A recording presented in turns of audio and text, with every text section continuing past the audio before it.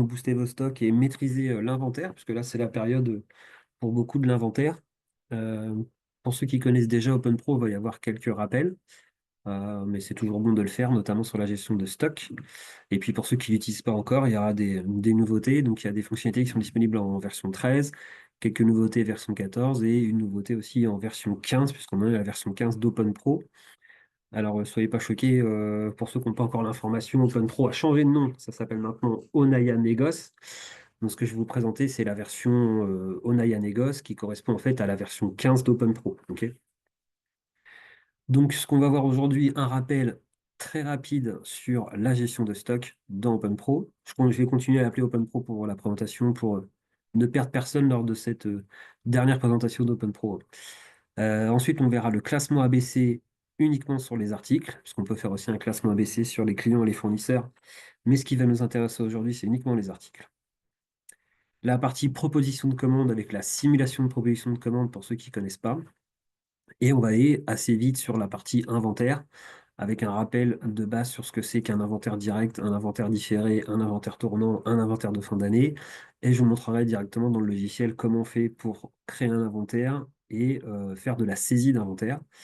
Et on finira par OpenPro Mobile, donc qui sont les terminaux avec lesquels on peut faire faire les achats, faire les ventes, contrôler les prix et aussi gérer les stocks, et notamment la partie inventaire. On peut faire de la saisie en direct d'inventaire ou de la saisie sur liste des listes qu'on a créées dans OpenPro. On peut les récupérer sur les terminaux. On finira par ça. Donc un rappel rapide sur la gestion de stock. Dans stock, mouvement de stock, on peut faire plusieurs choses. Notamment, attendez, je reprends juste pour l'avoir chez moi aussi, voilà. Des mouvements de stock, l'état des emplacements, l'impression des étiquettes, le calcul de la MCM avec les stocks mini et les stocks maxi, la consultation des stocks, la rotation des stocks, la gestion des consignes, les sessions de marchandises, donc quand vous avez plusieurs dépôts pour pouvoir envoyer de la marchandise entre les dépôts, et forcément la partie inventaire. Ok. Donc là, cet écran-là, c'est la partie mouvement de stock. Donc quand vous allez dans stock, mouvement de stock, j'ai un certain nombre de choses, hein. Là, si je prends mon premier pour ma tuile, je peux voir pour un client, l'origine, c'est de la livraison, j'ai des réceptions et j'ai un inventaire ici qui a été fait en fin d'année, inventaire de décembre. Et donc là, voilà, j'ai un état des stocks sur mon stock physique, qu'est-ce que j'ai en commande. Du coup, j'ai un stock dispo, ce qui est en appro et un stock prévisionnel. Et j'ai la dernière partie ici qui va nous intéresser aujourd'hui, qui est la partie inventaire, la date de venir inventaire et le stock après la saisie de l'inventaire. Ok, donc ça, c'est un écran que vous avez sûrement l'habitude déjà d'utiliser pour faire de la saisie de mouvements de stock. Ce qu'on peut faire aussi quand on parle de maîtriser les stocks, c'est mettre en place la partie classement ABC. Et donc là, c'est dans statistiques classement ABC. Il y a plusieurs choses. Donc ça permet, un, d'optimiser la gestion des stocks, d'optimiser les actions commerciales, donc que ce soit auprès des clients, auprès des fournisseurs, d'avoir ce résultat de classement ABC sur les propositions de commandes. On va le voir juste après pourquoi c'est intéressant. D'afficher l'ancien et le nouveau classement, d'avoir le détail du calcul et surtout d'avoir un tableau synthétique du nombre d'éléments par classement ABC. Alors, pour rappel quand même, pour ceux qui n'utilisent pas encore le classement ABC, c'est un classement des articles qui tournent le plus. Ok, là, ici, vous avez le résultat du calcul et des affectations des articles.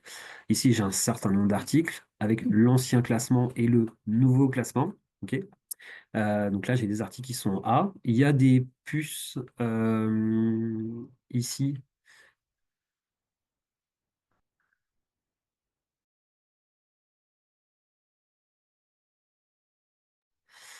Donc il y a des puces ici qui veulent dire qu'il y a une intervention manuelle, c'est-à-dire que le classement a été changé manuellement et c'est pas un classement qui est calculé. Ok. Donc les articles en A, hein, c'est les articles qui tournent le plus, et les articles en C, c'est ceux qui tournent le moins. Et donc ici, j'ai mon total, hein, j'ai 3 articles en classe A, 2 articles en classe B et 4 articles en classe C. Ok. Donc j'ai encore plus de 15 000 articles qui ne sont pas classés, parce que je n'ai pas lancé le calcul sur tout. Mais je peux voir dans le détail du calcul, ici, mes clés de répartition, donc des statistiques ici. Donc là, par exemple, mon calcul, il est assez simple, hein, c'est mon chiffre d'affaires total vendu par rapport au total de l'article, hein, ça me donne un pourcentage. Et je peux lui donner une clé de répartition. Moi, ma limite ici, elle est à 80%. Et donc, ça me donne un score. Il me dit, bon, voilà, par rapport à 80, je suis au-dessus. Donc là, je suis forcément en classe A. Ok. Donc là, c'est un rappel, hein, pour ceux qui l'ont déjà vu. Et donc, il est disponible dans plusieurs endroits, ce résultat de classement ABC, dans les statistiques des achats et des ventes, dans la consultation de tarifs, dans la consultation des documents, dans les propositions de commandes qu'on va voir juste après, dans les mouvements de stock et forcément dans les inventaires.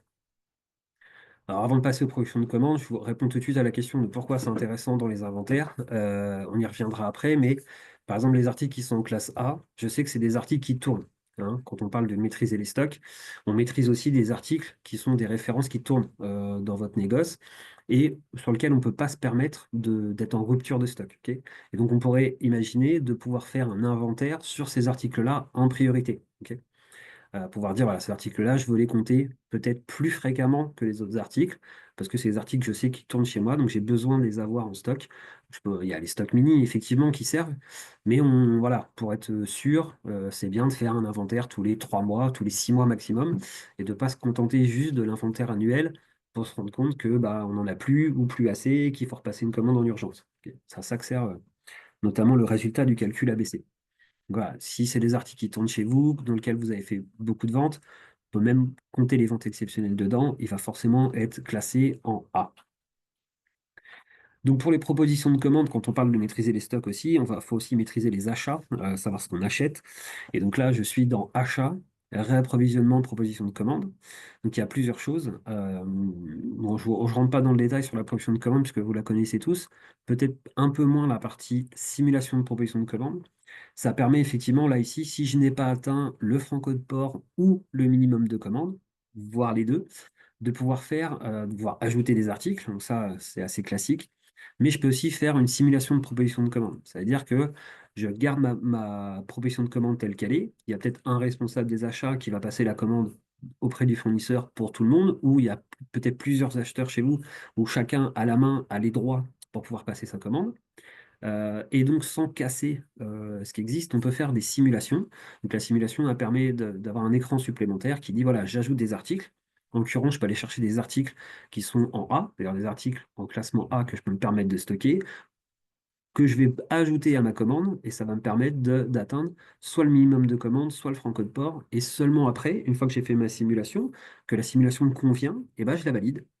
Et je fais un annulé remplace et je peux partir pour valider ma commande.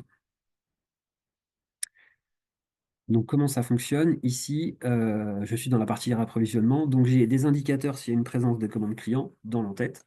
Donc là, j'ai un affichage cumulé par article, mais je peux l'avoir aussi cumulé par client.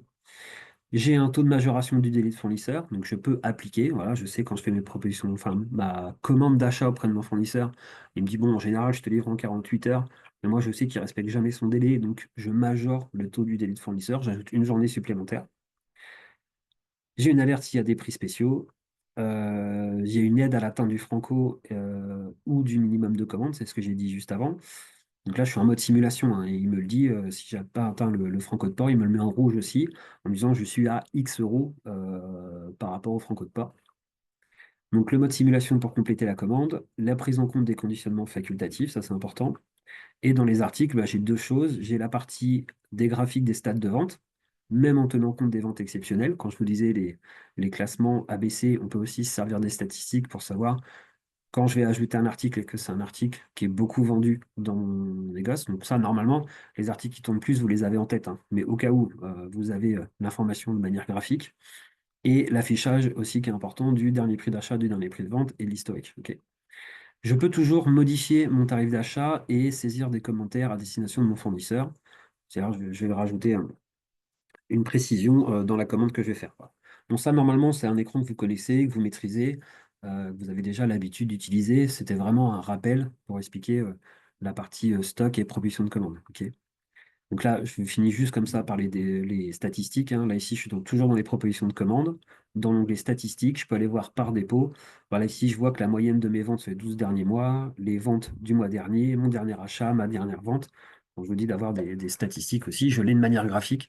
Savoir voilà, si c'est un article qui tourne chez moi, j'ai l'habitude de le vendre ou pas. Et donc, en bleu, c'est les ventes et en orange, c'est la partie vente exceptionnelle. Voilà ce que je voulais vous présenter pour la partie introduction, un rappel très rapide sur les stocks, le classement ABC, les propositions de commande. On va rentrer tout de suite dans les inventaires. Alors c'est pareil, il y a des choses, ça va peut-être être des rappels. Il y a plusieurs choses pour les inventaires. Il y a des inventaires directs. Donc là, on fait un inventaire sans définir les produits qu'il y a à inventorier. On a la partie inventaire différé. Donc là, on fait un inventaire, on définit là pour le coup des listes de produits à inventorier. Et donc, il faut imprimer cette liste. On va voir juste après dans OpenPro comment ça fonctionne. On a un inventaire tournant. Donc ça, si on compte régulièrement une partie des articles, ce qui correspond à un inventaire direct. Et on a aussi les inventaires de fin d'exercice, qui sont la session au dernier jour de l'exercice comptable. Donc là, ici, j'ouvre une session d'inventaire pour mon exemple, au 10 octobre. Je lui mets un libellé, qui est obligatoire. Si je ne coche pas cette case-là, par défaut, je suis en inventaire direct. Si je la coche, je suis effectivement en inventaire différé. Ok.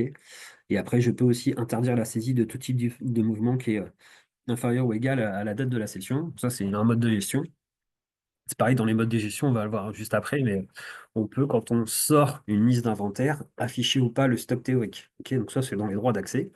Vous pouvez dire, quand vous donnez la liste à imprimer, que ce soit sur un terminal ou sur une liste papier, à la personne qui doit compter les articles, de ne pas lui donner le résultat attendu. Ok.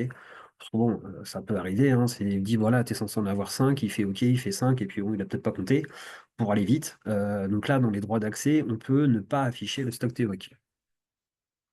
Donc, comment ça se passe pour la partie inventaire direct? Il y a 5 étapes, c'est assez simple, c'est rangé comme ça dans OpenPro, hein. Il suffit de suivre les étapes. La première, c'est d'ouvrir une session d'inventaire, ça c'est obligatoire. On ne peut ouvrir pardon, qu'une seule session à la fois, hein. Si vous en avez une d'ouverte et que vous en ouvrez une deuxième, il va vous dire non, il faut déjà clôturer la première. On imprime les articles inventariés, on saisit, on contrôle les écarts, on va voir ensemble comment on le fait, et après on clôture. Ok, ça c'est pour la partie inventaire direct, il y a 5 étapes. Et donc en inventaire direct, juste l'impression des articles, elle n'est pas obligatoire. Elle est dans la partie différée. Et là, pour le coup, il y a 6 étapes, donc ça fait une étape supplémentaire. J'ouvre ma session en cochant la case qu'on a vue juste avant en saisie différée. Je crée des listes à inventorier. Je les imprime, l'impression elle est obligatoire. Je la saisis, je le contrôle, je le clôture. Ok. Après, c'est les mêmes étapes, 4, 5, 6, que si c'était un inventaire direct. Ok. Inventaire direct, 5 étapes, inventaire différé, 6 étapes. Je vous laisse l'écran le temps d'assimiler, on va y revenir juste après.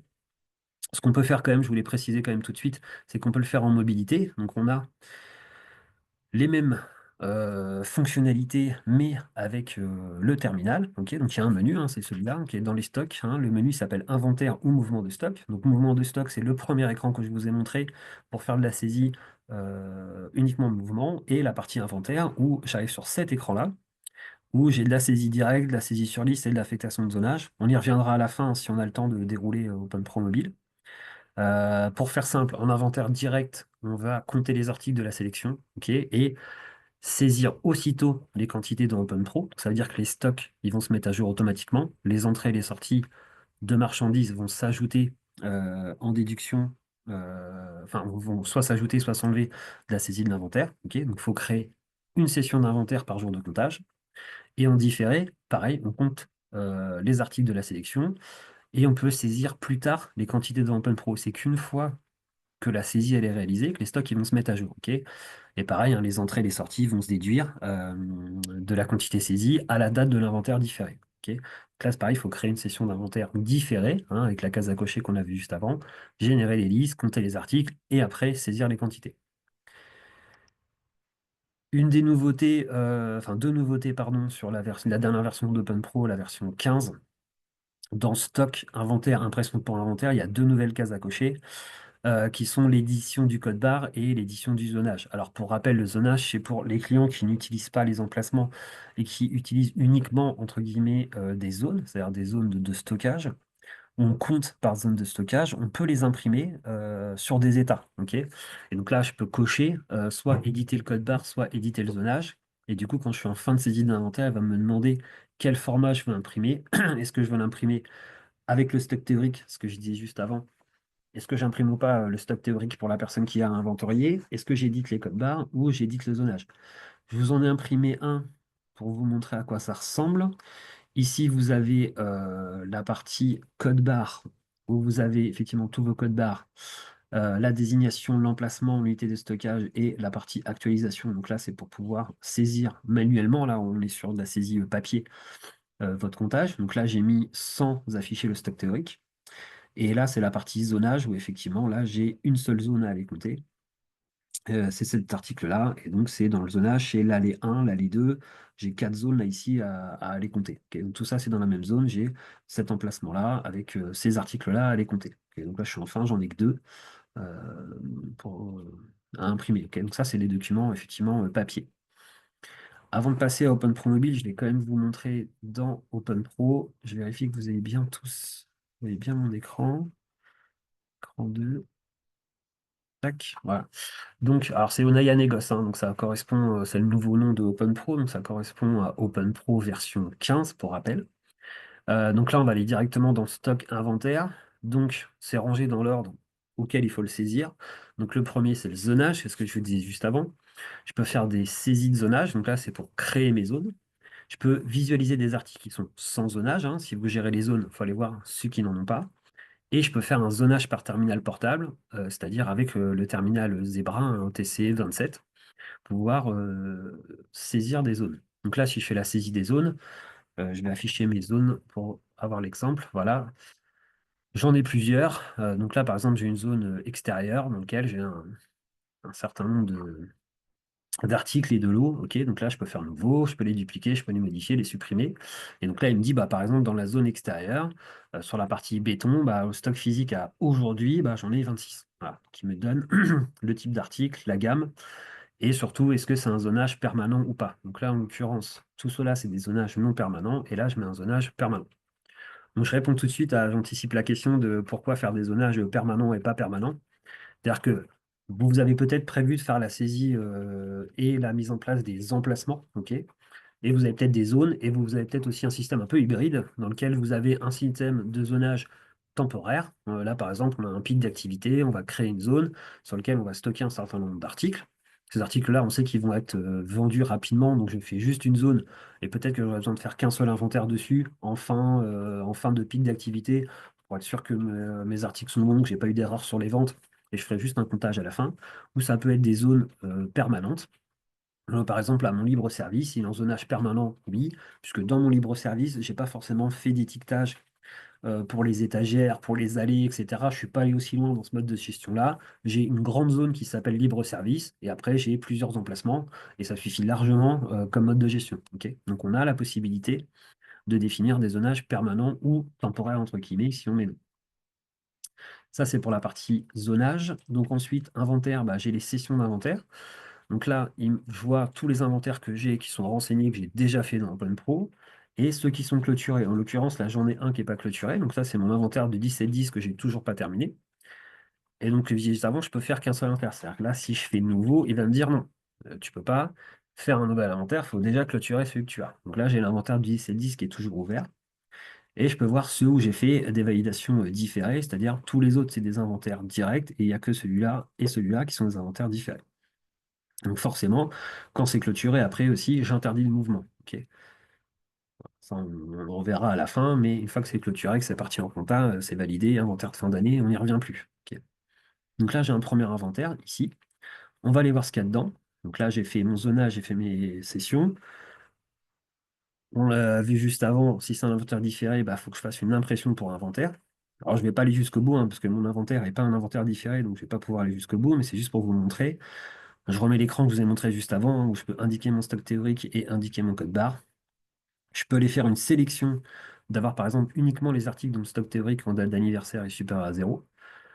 Là, ça c'est pour l'or, je ne sais pas si elle est là, d'avoir cette case à cocher. Elle est aussi à un autre endroit, mais c'est celle-là dont on parlait tout à l'heure, d'avoir uniquement les articles non inventoriés depuis le. Je peux récupérer ce que je disais aussi en introduction, la partie classement ABC, et je peux aller d'un emplacement à un autre. Ok, ça me permet de faire une première sélection concernant les articles que j'ai à compter, et après je peux faire un tri. Donc en fait, c'est une séquence, hein, en fait, c'est une rupture dedans. Je peux la ranger par code article, par fournisseur, par plan de vente, par zonage, si j'utilise des zonages. Souvent, c'est quand même code article par ordre croissant. Donc croissant, ça veut dire par ordre alphabétique, mais je peux le mettre en ordre décroissant, bien évidemment. Ok. Donc là, je peux l'imprimer. Donc là, ça va pas marcher, hein, parce que j'ai un inventaire direct qui est ouvert, mais je pourrais le faire pour un inventaire différé, ok, de l'imprimer. Je ne vais pas aller jusqu'au bout sur cette partie-là. Je vais vous montrer ici dans inventaire, saisie d'inventaire. Donc, il y a deux choses, hein, comme on l'a dit tout à l'heure. Soit je fais de la saisie directement là dans OpenPro, soit je la fais par terminal. Ok, donc là, je suis dans OpenPro, je vais faire ma saisie d'inventaire.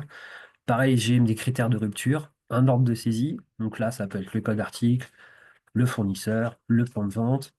Et alors là, je retrouve aussi ma case de uniquement les articles non inventoriés depuis.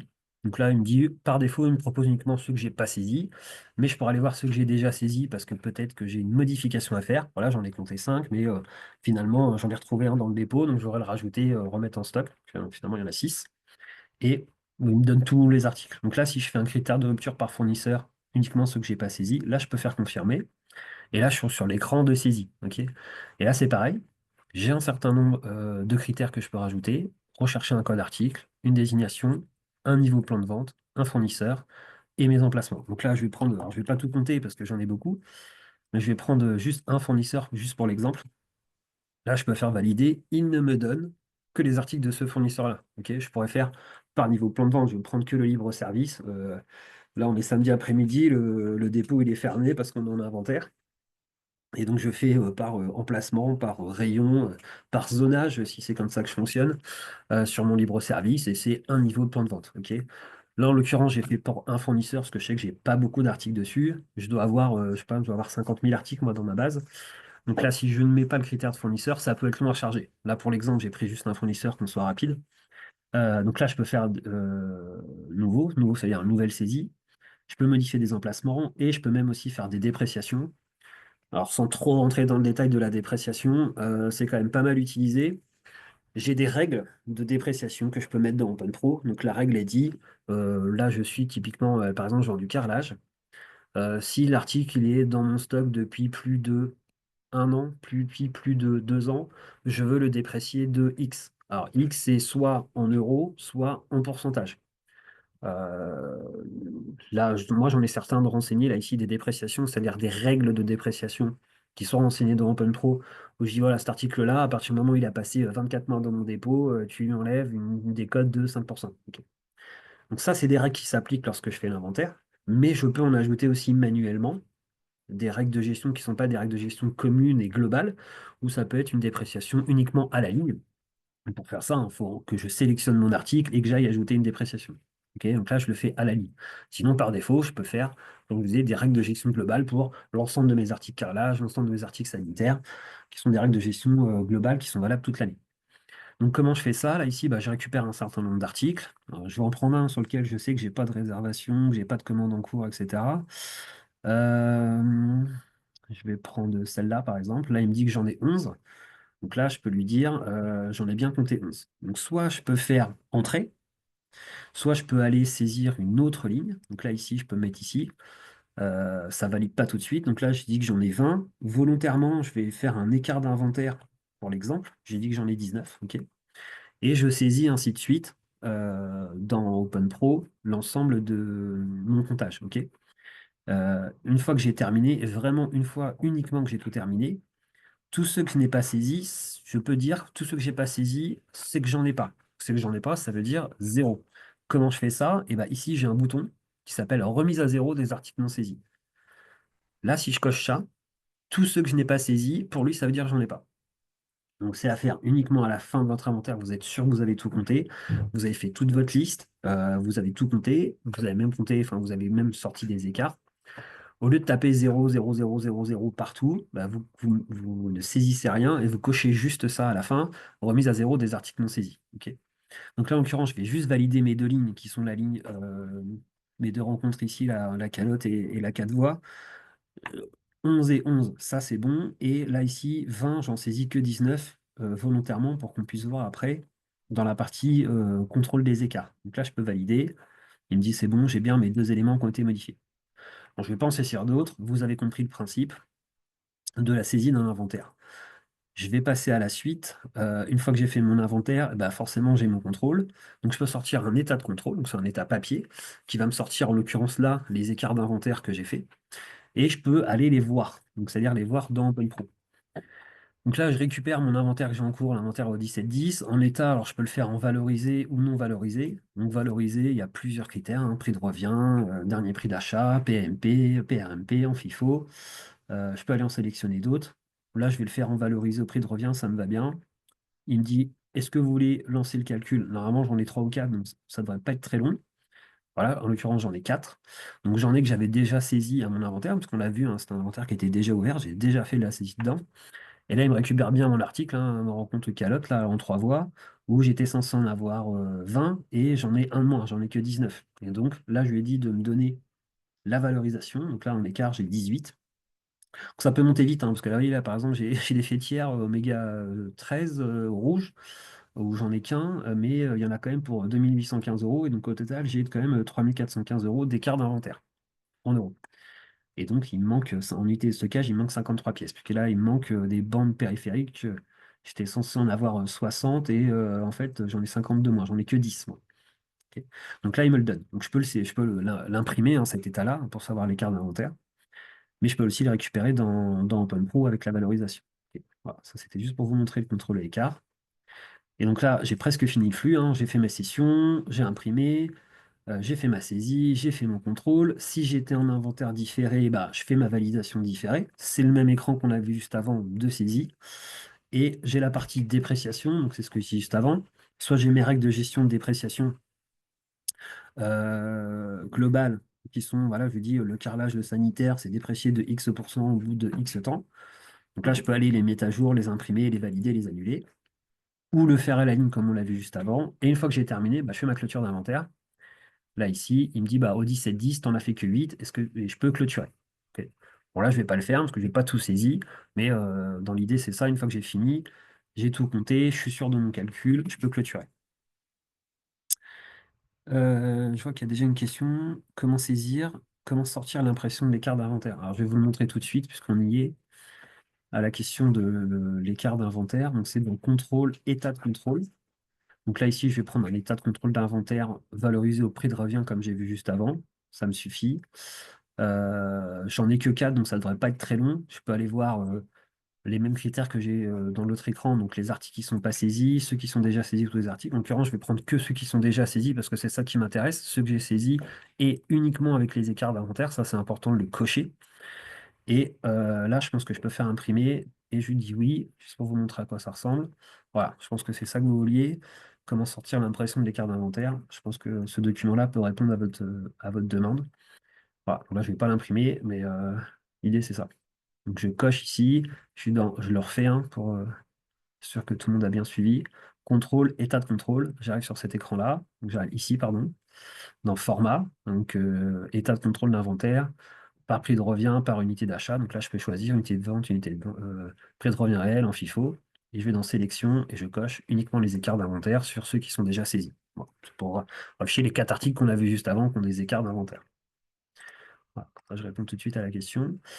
Et il me reste un écran qui est le brouillon. Le brouillon, il sert à quoi? Il sert à aller ressaisir, rechanger la quantité sur des articles que j'ai déjà saisis. Donc forcément, ça ne peut être fait que sur des inventaires qui ne sont pas clôturés. En l'occurrence, ici, je vois, là, ici, j'en ai un qui est clôturé où j'ai interdit de mouvement. Je ne peux pas retourner sur celui-là pour ressaisir, mais tous ceux où je vois que ce n'est pas coché infra inventaire, c'est-à-dire moi, manuellement, je ne les ai pas clôturés, je peux encore aller dans le brouillon d'inventaire et rechanger les quantités. Bon, normalement, là, moi, c'est un jeu d'essai, hein. Dans la vraie vie, ça ne se passe pas comme ça. Normalement, ils sont tous clôturés et tous interdits de mouvement. C'est fait, c'est validé, c'est parti en compta, on a saisi les écarts, on les a valorisés, on n'y touche plus. Ok. Surtout sur l'inventaire de fin d'année, on n'y touche plus. Ok. Tuc, tuc, tuc. Je vois, il y a déjà une question aussi. Certaines COP de groupement ont fait remonter une distinction entre zonage et localisation, la localisation d'articles et zone de prépa. Alors oui, ça c'est déjà remonté, effectivement. Alors moi je ne l'ai pas sur ma version, moi, mais ça a été pris en compte cette partie-là, effectivement, pour distinguer la partie zonage pur et la partie localisation, qui est un emplacement. Où ce sera, voilà, ça c'est en cours de développement pour la prochaine version 15 de OpenPro. Voilà ce que j'avais à vous présenter pour la partie inventaire. Je reviens juste sur mon support pour terminer. Tac, tac, tac, j'avais fini, juste terminé par OpenPro Mobile.